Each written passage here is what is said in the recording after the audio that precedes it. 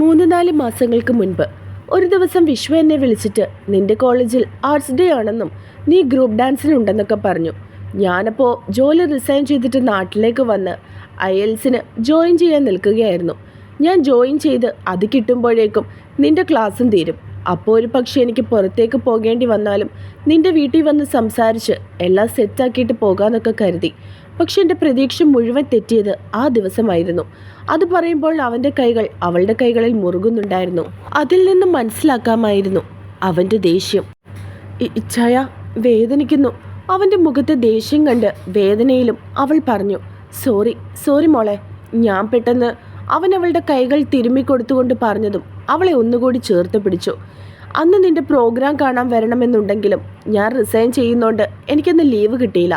പക്ഷേ എന്തോ ഒരു നിമിത്തം പോലെ ഞങ്ങളുടെ മാനേജറിൻ്റെ അച്ഛൻ മരിച്ചു. ഞങ്ങൾക്ക് കുറച്ച് ദിവസം ലീവ് കിട്ടി. ഒന്നും നോക്കിയില്ല. നിന്നെ കാണാൻ ഞാൻ അടുത്ത ട്രെയിൻ കയറി നാട്ടിലേക്ക് വന്നു.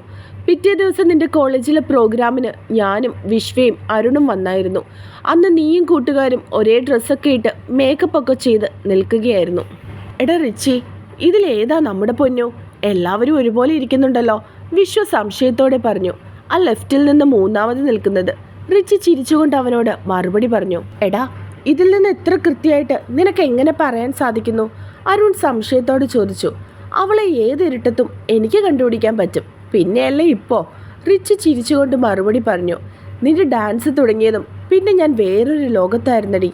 എടാ വിശ്വ, ഇവനിത് എന്ത് നോട്ടമാടാ നോക്കുന്നത് അവളെ ഇപ്പോൾ കൈ കിട്ടിയ ഇവൻ നല്ല ഒന്നാന്തരം കിസ്സടിക്കും. അരുൺ ചിരിച്ചുകൊണ്ട് പറഞ്ഞു. ഇക്കണക്കിന് ഇവൻ കല്യാണം കഴിഞ്ഞതിനെ വെറുതെ വിടുമെന്ന് എനിക്ക് തോന്നുന്നില്ല. അവൾ കുറേ കഷ്ടപ്പെടും. വിശ്വയും ചിരിച്ചു. ശരിയാ, എനിക്ക് തോന്നുന്നത് ഇവൻ പണ്ട് അവൾ അറിയാത്ത പ്രായത്തിൽ പറഞ്ഞത് പ്രാവർത്തികമാക്കുമെന്നാ. അരുൺ വീണ്ടും പറഞ്ഞു. അതിപ്പോൾ എന്തായാലും അവൻ ഇവളെ കെട്ടത്തില്ലേ? വിശ്വ ചിരിച്ചു. അതല്ലടാ, അവൾ 3 കുഞ്ഞുങ്ങളെ കൊടുക്കണമെന്ന് പറഞ്ഞിട്ടില്ലേ? ഇവനിങ്ങനെ പോയാൽ 3ൽ നിർത്തുമെന്ന് എനിക്ക് ഒരു വിശ്വാസവും ഇല്ല. അരുൺ പറഞ്ഞതും വിശ്വ ചിരിച്ചു. എന്തൊക്കെ പറഞ്ഞിട്ടും റിച്ചിയിൽ ഒരു റിയാക്ഷനും അവർ കണ്ടില്ല. അവൻ അപ്പോഴും അവളിൽ തന്നെയായിരുന്നു. അവർ പറയുന്നത് റിച്ചി കേട്ടില്ലെങ്കിലും വേറൊരാൾ നന്നായിട്ട് അത് കേട്ടിരുന്നു. ഡാ, എനിക്ക് ഇപ്പോൾ അവളെ കാണണം. ഡാൻസ് കഴിഞ്ഞതും റിച്ചി അവരെ നോക്കി പറഞ്ഞു. എടാ, ഇത് കോളേജാണ്, എന്തേലും ഉണ്ടായ റിസ്ക് ആണ്. തന്നെയല്ല, അവൾക്കിപ്പോൾ നിന്നെ അറിയുമെന്ന് പോലും അറിയില്ലല്ലോ. വിശ്വ സംശയത്തോട് ചോദിച്ചു. എനിക്കൊന്നും അറിയണ്ട, ഇപ്പോൾ കണ്ടേ പറ്റുള്ളൂ എനിക്ക്, ഇല്ലെങ്കിൽ എനിക്ക് ഉറങ്ങാൻ പറ്റില്ല. റിച്ചി അവന്മാരെ നോക്കി പറഞ്ഞു. ശരി വാ, നീ ഉറങ്ങിയില്ലെങ്കിൽ പിന്നെ ഞങ്ങളെ നീ ഉറക്കത്തതും ഇല്ലല്ലോ. അരുൺ പറഞ്ഞതും റിച്ചി നന്നായി ഇളിച്ചു കാണിച്ചു. മോളെ, ഇപ്പോൾ ഡാൻസ് കളിച്ച ഗ്രൂപ്പിലെ മരിയ എവിടെയാ? വിശ്വ വഴിയിൽ കണ്ട ഒരു പെൺകുട്ടിയോട് ചോദിച്ചു. സ്റ്റേജിൻ്റെ ബാക്കിലോട്ട് പോയി, അവിടെയുണ്ട്. ആ പെൺകുട്ടി മറുപടി പറഞ്ഞു. വാടാ. റിച്ചി അവരെ വിളിച്ചുകൊണ്ട് സ്റ്റേജിൻ്റെ ബാക്കിലേക്ക് നടന്നു. നിന്നെ കാണാൻ ഓടി വന്ന ഞാൻ കാണുന്നത് നീ അവനെ, ആ എബിയെ പുണർന്നുകൊണ്ട് നിൽക്കുന്നതായിരുന്നു. അവൻ പറഞ്ഞതും അവൾ ഞെട്ടി അവനെ നോക്കി. അവൻ അവളെ നോക്കിയൊന്ന് ചിരിച്ചു. വിഷമത്തിൽ കലർന്ന ഒരു പുഞ്ചിരി. ഞാൻ തകർന്നു പോയടി. ആ നിമിഷം ഞാൻ എന്തൊക്കെയോ ചിന്തിച്ചു. നിന്നെ അവനിൽ നിന്നും മാറ്റി നീ എൻ്റേതാണെന്ന് ഈ ലോകത്തോട് വിളിച്ചു പറയാൻ എനിക്ക് തോന്നി. അങ്ങോട്ട് വരാൻ നിന്ന എന്നെ വിശ്വയും അരുണും ചേർന്ന് പിടിച്ചുകൊണ്ട് പോയി. എടാ റിച്ചി, മതി കുടിച്ചത്. നിന്റെ ആരെങ്കിലും ചത്തോ ഇങ്ങനെ കുടിക്കാൻ? വിശ്വ ദേഷ്യത്തോട് ചോദിച്ചു. ചത്തതല്ലടാ, കൊന്നു. അവള് ആ മയിര് മോളനെ കൊന്നു. റിച്ചി ദേഷ്യത്തോട് പറഞ്ഞു. എടാ റിച്ചി, നീ ഒന്ന് സമാധാനപ്പെട്, നമുക്ക് അന്വേഷിക്കാം. അരുൺ അവനെ സമാധാനപ്പെടുത്തി.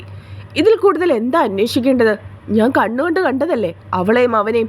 റിച്ചി ദേഷ്യം കൊണ്ട് വിറച്ചു. എടാ, അതിലെന്തെങ്കിലും തെറ്റിദ്ധാരണകൾ കാണും. വിശ്വ അവനെ വീണ്ടും സമാധാനിപ്പിക്കാൻ ശ്രമിച്ചു.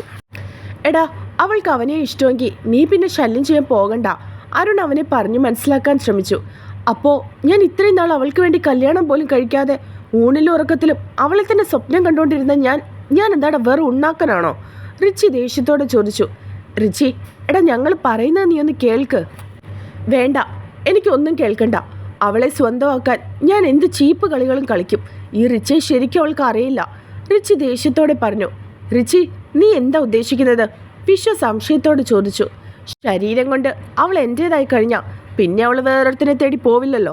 റിച്ചി പറഞ്ഞതും മുഖമടച്ചൊരടിയായിരുന്നു അരുൺ. നീ ഇത്ര ചീപ്പായിരുന്നോ റിച്ചി? അതിനായിരുന്നോ വർഷങ്ങൾ നീ അവളെ മനസ്സിൽ കൊണ്ടു കിടന്നത്? എൻ്റെ കൊച്ച, എൻ്റെ പെണ്ണ എന്ന് എപ്പോഴും പറയുന്നത് ഇതിനായിരുന്നോടാ? അരുൺ ദേഷ്യം കൊണ്ട് വിറച്ചു. അവനെ വീണ്ടും തല്ലാൻ പോയതും വിശ്വ അവനെ പിടിച്ചു മാറ്റി. എടാ, അവൻ വെള്ളത്തിൻ്റെ പുറത്ത് വല്ലതൊക്കെ വിളിച്ചു പറയുന്നതാ. അവൻ അങ്ങനെയൊന്നും ചെയ്യാൻ പറ്റില്ല. നമുക്കറിയില്ലേ അവനെ. എടാ, അവൻ പറഞ്ഞു നീ കേട്ടില്ലേ? അവൻ്റെ പെങ്ങടെ പ്രായമല്ലേ ആ കൊച്ചിനും. ഇത്തിരി പോന്ന ആ കൊച്ചിനോടാണോ ഇവൻ്റെ ദേഷ്യം? അല്ലെങ്കിൽ തന്നെ ദേഷ്യപ്പെടാനും അവൾ വേറൊരുത്തനെ ഇഷ്ടപ്പെടരുതെന്ന് പറയാനും ഇവനെന്താ അധികാരം? ഇവൻ്റെ ഇഷ്ടം അവൾക്കറിയോ? ഇല്ലല്ലോ. ഇവനെ തന്നെ അറിയുമെന്ന് സംശയമാണ്. അപ്പോഴാ അരുൺ പറഞ്ഞതും റിച്ചി അവനെ നോക്കി. നീ നോക്കണ്ട, ഞാൻ കാര്യം തന്നെയാ പറഞ്ഞത്. എടാ, നീ ഇവനെ വീട്ടിൽ കൊണ്ടാക്ക്. ഇല്ലെങ്കിൽ ഇതിലും ഇവൻ നിർത്തില്ല. നാളെ ലെവലുള്ളപ്പോൾ സംസാരിക്കാം. ഇപ്പം എന്ത് പറഞ്ഞാലും ഇവൻ്റെ തലയിൽ കയറില്ല. വിശ്വ പറഞ്ഞതും അരുൺ അവനെയും കൊണ്ടിറങ്ങി.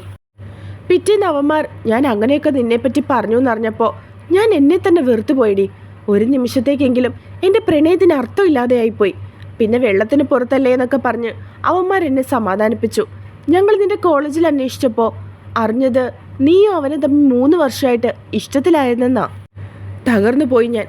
ഉറങ്ങാൻ മദ്യത്തിൻ്റെ കൂട്ടുപിടിച്ചു. ചെന്നൈയിലായതുകൊണ്ട് വീട്ടിലറിഞ്ഞില്ല. വിശ്വ എൻ്റെ കൂടെ തന്നെ നിന്നു. അവൻ എന്നെ അവിടെ ഒരു കൗൺസിലിംഗ് സെൻറ്ററിൽ കൊണ്ടുപോയി, ആരും അറിയാതെ. എനിക്ക് എന്നോട് തന്നെ ദേഷ്യം തോന്നി. എനിക്ക് നേരത്തെ ഉണ്ടായിരുന്ന ദേഷ്യത്തേക്കാൾ വീണ്ടും കൂടി. കൗൺസിലിംഗ് കൊണ്ട് കുറേയൊക്കെ ഞാൻ മാറി. പിന്നെ അവന്മാർ കുറേയൊക്കെ എന്നെ പറഞ്ഞു മനസ്സിലാക്കി. പക്ഷെ നിന്നെപ്പറ്റി ഞാൻ അപ്പോഴും അന്വേഷിച്ചുകൊണ്ടേയിരുന്നു.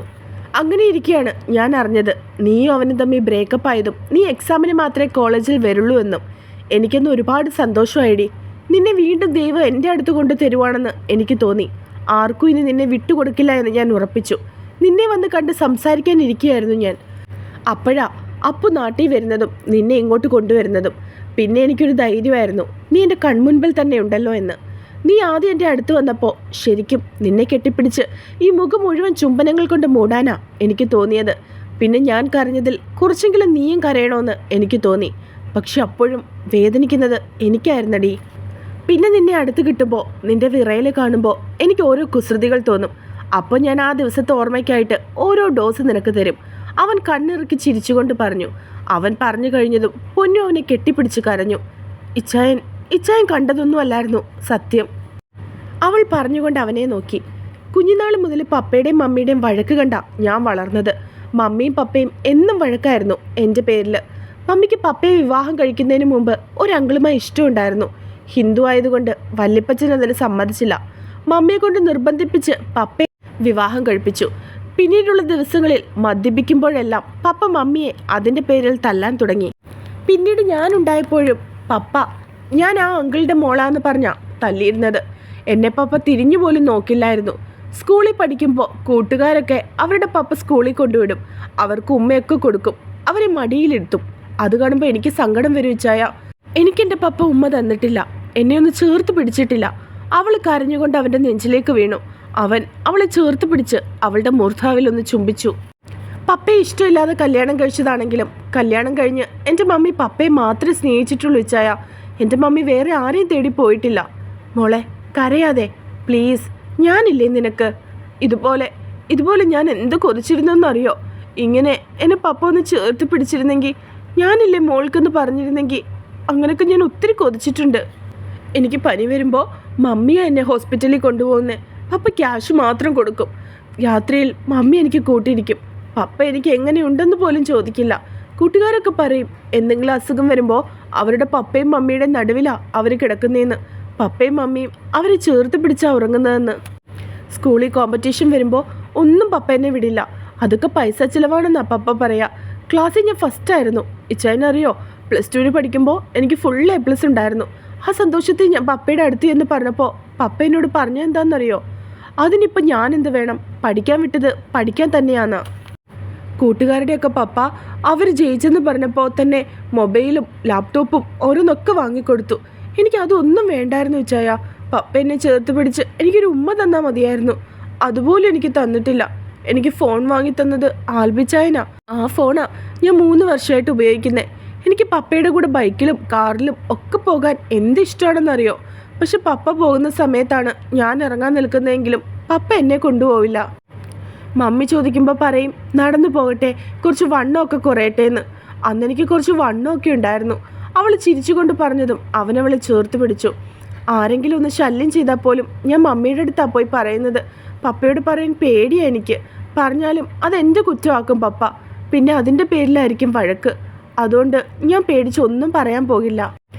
എന്താ ഇച്ചായ എൻ്റെ അടുത്ത് വരാഞ്ഞേ? എന്നെ ഇതുപോലെ ചേർത്ത് പിടിക്കാഞ്ഞേ എന്താ? ഇച്ചായൻ അന്ന് എൻ്റെ കൂടെ ഉണ്ടായിരുന്നെങ്കിൽ ഇങ്ങനെ ചേർത്ത് പിടിച്ചിരുന്നെങ്കിൽ എനിക്ക് എന്ത് സന്തോഷമെന്ന് അറിയോ? ചിലപ്പോഴൊക്കെ ഞാൻ ആഗ്രഹിച്ചിട്ടുണ്ട് ഇച്ചായ, എൻ്റെ വിഷമങ്ങൾ പറയാൻ എനിക്ക് ആരെങ്കിലും ഒന്നും ഉണ്ടായിരുന്നെങ്കിലെന്ന്. എനിക്ക് പൈസയോ വലിയ വീടോ ആർഭാടമോ ഒന്നും വേണ്ട ഇച്ചായ. ഇതുപോലെ തന്നെ ഒന്ന് ചേർത്ത് പിടിച്ചാൽ മതിയായിരുന്നു. ഇച്ചായനറിയോ, പപ്പ ഒരിക്കൽ കുറേ കൂട്ടുകാരായിട്ട് വന്നു വീട്ടിലേക്ക്. എന്നിട്ട് അവിടെ ഇരുന്ന് മദ്യം കഴിക്കാൻ തുടങ്ങി. പപ്പയുടെ ബോധം പോയപ്പോൾ അതിലൊരുത്തൻ എന്നെ കയറി പിടിക്കാൻ ശ്രമിച്ചു. അന്ന് ഞാൻ 10ൽ പഠിക്കുക. എനിക്ക് അന്ന് നല്ല വണ്ണം ഉണ്ടായിരുന്നു. ഞാൻ വീട്ടിൽ നിന്ന് ഇറങ്ങിയോടി അപ്പുറത്ത് ലിസി ആൻറ്റിയുടെ വീട്ടിലേക്ക്. അന്ന് മമ്മി പുറത്തു പോയേക്കുമായിരുന്നു. മമ്മി വന്നിട്ടാ ലിസി ആൻറ്റി എന്നെ വീട്ടിലേക്ക് കൊണ്ടാക്കിയത്. ഇത് ഞാൻ ഇതുവരെ ആരോടും പറഞ്ഞിട്ടില്ല ഇച്ചായ. മമ്മിയോട് പറയാൻ എനിക്ക് പേടിയായിരുന്നു. മമ്മി കരയുന്നത് കാണാൻ എനിക്ക് പറ്റില്ലായിരുന്നു. മമ്മി വന്നപ്പോൾ പപ്പയും കൂട്ടുകാരും ഫിറ്റായി കിടക്കുന്നത് കണ്ടു. അന്ന് എൻ്റെ മമ്മി ആദ്യമായി പപ്പയുടെ മുൻപിൽ ശബ്ദമുയർത്തി. ഇനി ഇങ്ങനെ ഉണ്ടായ കേസ് കൊടുക്കുമെന്ന് മമ്മിയും ലിസി ആൻറ്റിയും അവിടുത്തെ അങ്കിളും പറഞ്ഞു. ചെയ്തത് തെറ്റാണെന്ന് മനസ്സിലായത് കൊണ്ടോ പേടിച്ചിട്ടോ ആണോ എന്നറിയില്ല. പിന്നീട് അങ്ങനെയൊന്നും ഉണ്ടായിട്ടില്ല. അതെനിക്കൊരു തരത്തിൽ വലിയൊരു ആശ്വാസമായിരുന്നു. ഇതൊക്കെ കേൾക്കുന്തോറും റിച്ചിയുടെ മുഖം വലിഞ്ഞു മുറുകി. സോറി മോളെ, ഇച്ചാൻ ഇതൊന്നും അറിഞ്ഞിട്ടില്ലായിരുന്നു. അറിഞ്ഞായിരുന്നെങ്കിൽ ഞാൻ എൻ്റെ കൊച്ചിനെ എപ്പോഴേ കൂടെ കൂട്ടിയേനെ. അവൻ അവളെ നെഞ്ചോട് ചേർത്ത് പിടിച്ചുകൊണ്ട് പറഞ്ഞതും അവളൊരു പൂച്ചക്കുഞ്ഞിനെ പോലെ അവൻ്റെ നെഞ്ചിൽ പതുങ്ങി. അവൻ അവളെ 2 കൈകൾ കൊണ്ടും പൊതിഞ്ഞു പിടിച്ചു.